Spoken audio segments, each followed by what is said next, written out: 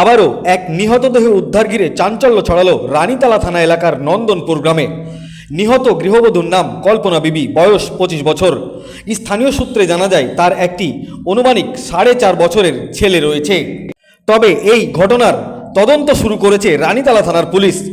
নিহত দেহ উদ্ধার করে লালবাগ হাসপাতালে মর্গে পাঠানো হয়েছে। তবে এই ঘটনায় শোকাহত পুরো এলাকা।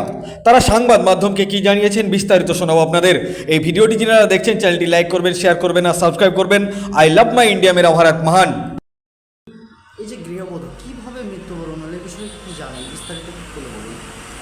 কালকে রাত্রে 10টার সময় হঠাৎ বাড়ি এসে দেখি ওনার একটা বাচ্চা ছেলে খাটে বা ডাল বাঁধানো শুয়েছিল, তারপরে খাট থেকে পড়ে যায়।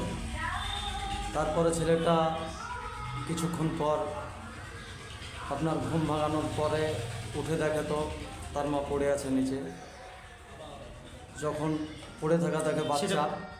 আচ্ছা, মৃত্যুবরণটা যেটা হয়েছে কটার সময় হয়েছে? 10টার সময়। সেটা সকাল না রাত্রি? রাত্রে 10টার সময়। তারপর ছেলে হঠাৎ কাঁদছে। তারপরে কান্না শুনে তার বাবা তার পাশের রুমে ঘুমিয়েছিল, সে ঝট করে উঠে এসে তার মেয়েকে ডাকে কল্পনা কল্পনা করে। তারপরে সে যখন উত্তর না দেয় তখন তার দরজা ভাঙা হয়। দরজা ভাঙার পরে যে দেখে তো লাশ খাটের নিচে পড়ে আছে।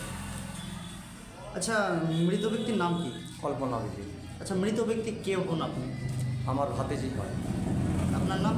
আমার নাম টিয়ারুল ইসলাম। গ্রাম? গ্রাম নন্দনপুর, থানা? থানা রানীতলা। বিস্তারিত কী করে বলুন। হঠাৎ দেখি কি বাচ্চাটা কাঁদে। বাচ্চাটা কাঁদার পরে আমি কল্পনা করে ডাকি, তোমার দরজাটা খুলে না।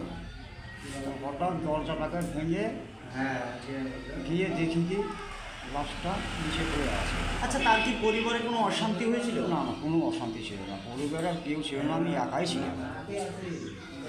ও এক রুমে ছিল, আমি এক রুমে ছিলাম। আচ্ছা, তার কি বিয়ে শাদী হয়েছিল? হ্যাঁ, বিয়ে শাদী হয়েছিল। সে বিয়ে কোথায় হয়েছিল? বিয়ে হয়েছিল শাহপুর। শাহপুর। আচ্ছা, মৃত ব্যক্তির আপনি কেউ হন? বাবা। মৃত ব্যক্তির নাম কি? কল্পনা বিবি। আপনার নাম? রেন্টু শেখ। গ্রাম? গ্রাম নন্দনপুর, থানা? থানা রানীতলা।